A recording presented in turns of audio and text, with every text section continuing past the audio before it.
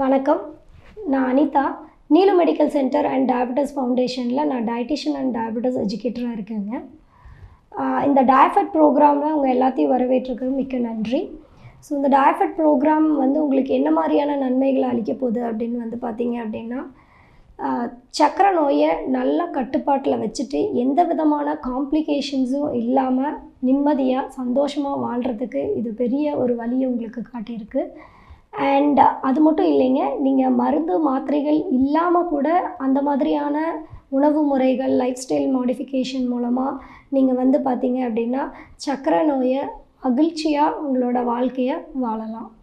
So அதுக்கு இந்த டயஃபெட் program வந்து உங்களுக்கு பேருதவியாக இருக்குங்க. வாங்க இன்றைக்கி நம்ம டாபிக்குள்ளே போகலாம். இன்றைக்கி நம்மளோட டாபிக் என்ன அப்படின்னா வைட்டமின் டி அண்ட் டயபெட்டிஸ் பற்றி தாங்க பார்க்க போகிறோம். ஸோ வைட்டமின் டியும் டயபெட்டிஸும் எப்படி வந்து ரிலேட்டடாக இருக்குது, அதில் எந்த மாதிரியான ஃபுட்ஸில் அதெல்லாம் இருக்குது அப்படிங்கிறத பற்றி தாங்க இன்றைக்கி நம்ம பார்க்க போகிறோம். ஸோ இந்த விட்டமின் டி அப்படிங்கிறது வந்து பார்த்திங்க அப்படின்னா ஒரு ஃபேட் சால்யூபிள் விட்டமின்.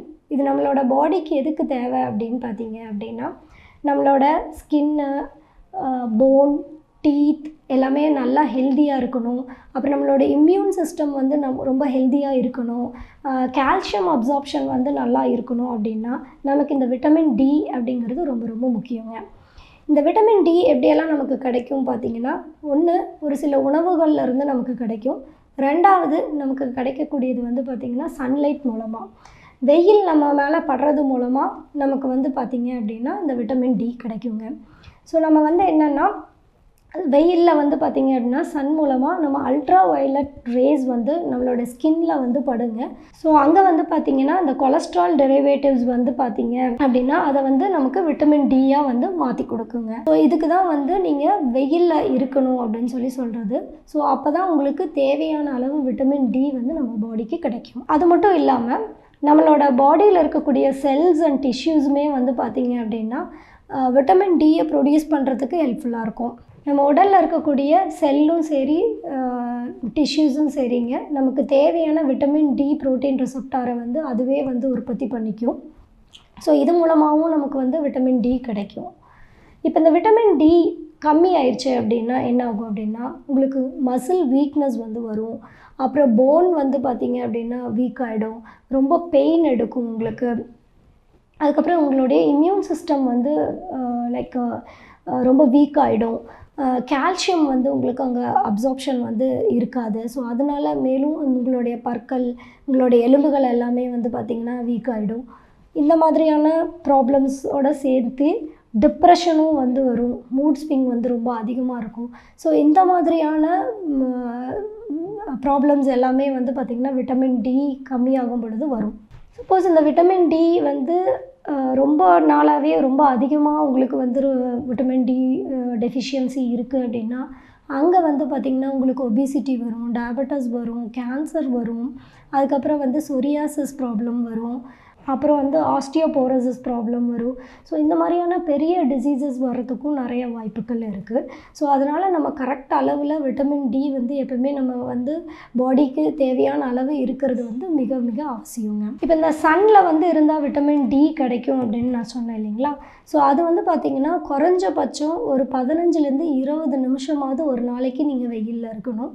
அந்த டைமிங் வந்து பார்த்திங்க அப்படின்னா காலையில் ஒரு 10 மணிலேருந்து சாயந்தரம் ஒரு 4 மணி வரைக்குமே, ஸ்டாண்டர்ட் டைம் வந்து 11 to 4. ஸோ இந்த மாதிரியான நேரங்களில் குறைஞ்சபட்சம் 15லேருந்து 20 நிமிஷம், அதிகபட்சம் ஒரு 30 நிமிஷம் வரைக்குமே நீங்கள் இருக்கலாம்.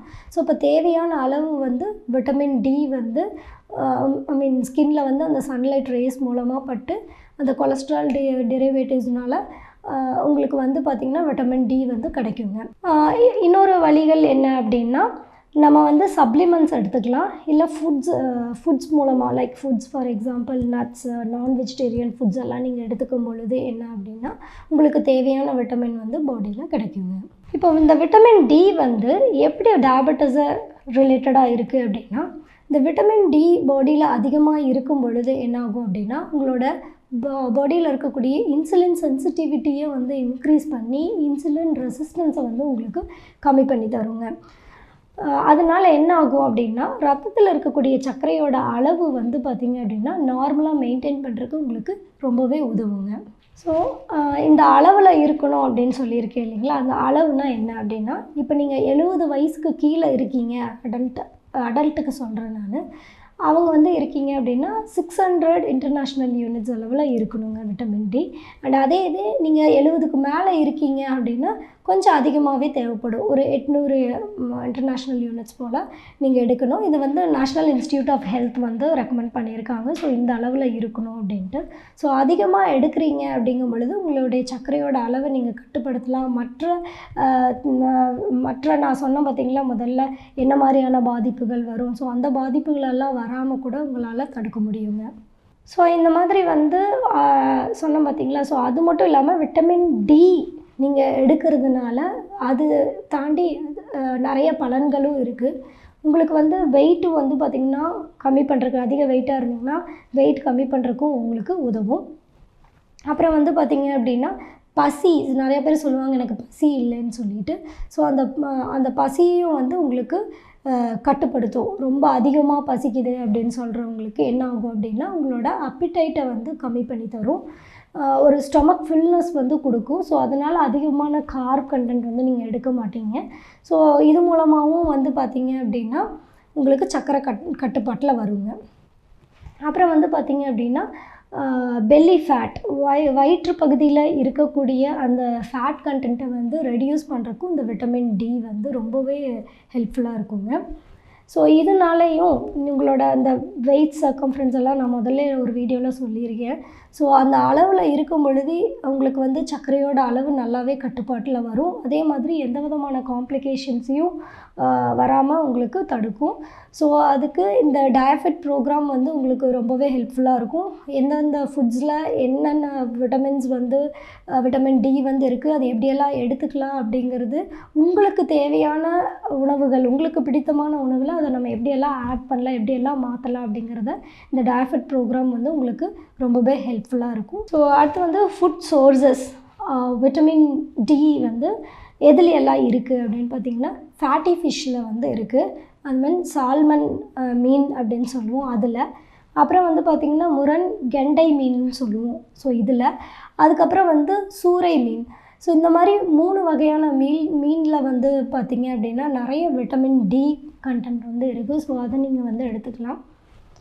அதுக்கப்புறம் வந்து பார்த்திங்கன்னா ஃபார்ட்டிஃபைட் ஃபுட்ஸ்னால் நியூட்ரிஷனல் ஈஸ்ட் சொல்லுவோம். ஸோ அதுலேயும் உங்களுக்கு இருக்குது. அதுக்கப்புறம் வந்து ஃபார்ட்டிஃபைட் சீரியல்ஸில் இருக்குது, ஃபார்ட்டிஃபைட் யோகர்ட்டில் வந்து இருக்குது. ஸோ இதில் எல்லாமே விட்டமின் டி கண்டென்ட் வந்து ரொம்ப அதிகமாக இருக்குங்க. ஆரஞ்ச் ஜூஸில், எக்கில், சீஸ் இதில் எல்லாமே வந்து விட்டமின் டி இருக்குங்க. அண்ட் இந்த விட்டமின் வந்து பார்த்திங்கன்னா 2 டைப்பில் இருக்குது. ஒன்று வந்து விட்டமின் D2 சொல்லுவோம், இன்னொன்று விட்டமின் D3 சொல்லுவோம். இந்த விட்டமின் D2 அப்படிங்கிறது வந்து பார்த்திங்கன்னா பிளான்ட் ஃபுட்ஸில் வந்து உங்களுக்கு கிடைக்கும். அண்ட் விட்டமின் D3 அப்படிங்கிறது வந்து அனிமல் ஃபுட்ஸ்லேருந்து உங்களுக்கு கிடைக்கும்.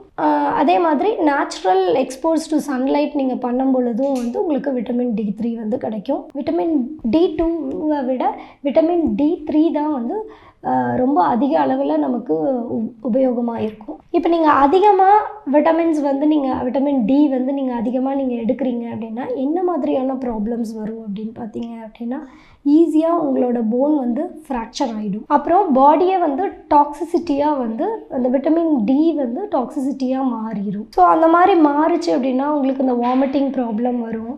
அதுக்கப்புறம் வந்து வாமிட்டிங் வர மாதிரி இருக்கும், ஆனால் வராது, நாசியான்னு சொல்லுவோம். ஸோ அந்த ப்ராப்ளமும் உங்களுக்கு வரும். அப்புறம் மற்ற காம்ப்ளிகேஷன்ஸும் உங்களுக்கு ஈஸியாக வரும். மற்ற காம்ப்ளிகேஷன்ஸ்னால் உங்களுக்கு ஹார்ட் அண்ட் கிட்னி வந்து எஃபெக்ட் ஆகும். எதனால் அப்படின்னா உங்களுடைய பிளட் வெசல்ஸ் எல்லாமே ரொம்ப அப்படியே ஹார்டன் ஆகிடும். ஸோ அதனால் என்ன ஆகும்னா ஈஸியாக இந்த ஹார்ட் அண்ட் கிட்னி ப்ராப்ளம் வந்து வரும்.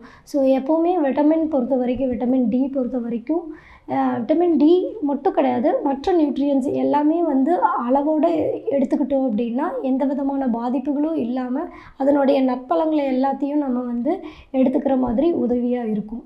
ஸோ அதிகமான விட்டமின் டி நீங்கள் கன்சியூம் பண்ணும்பொழுது என்ன ஆகும் அப்படின்னா உங்களோட கிட்னி அண்ட் ஹார்ட் வந்து பாதிக்கப்படும். எதனால் அப்படின்னா அதிகமான கால்சியம் அப்சார்ப்ஷன் அங்கே நடக்கும். ஸோ ரத்தத்தில் கால்சியம் கண்டென்ட் அதிகமாகிடுச்சு அப்படின்னா பிளட் வெசல்ஸ் எல்லாம் ஹார்டன் ஆகிடும். ஸோ அதனால் உங்களுடைய கிட்னி அண்ட் ஹார்ட் வந்து பாதிக்கப்படுங்க. ஸோ அதுக்கு இந்த டயாஃபெட் ப்ரோக்ராம் வந்து உங்களுக்கு ரொம்பவே பேருதவியாக இருக்கும்.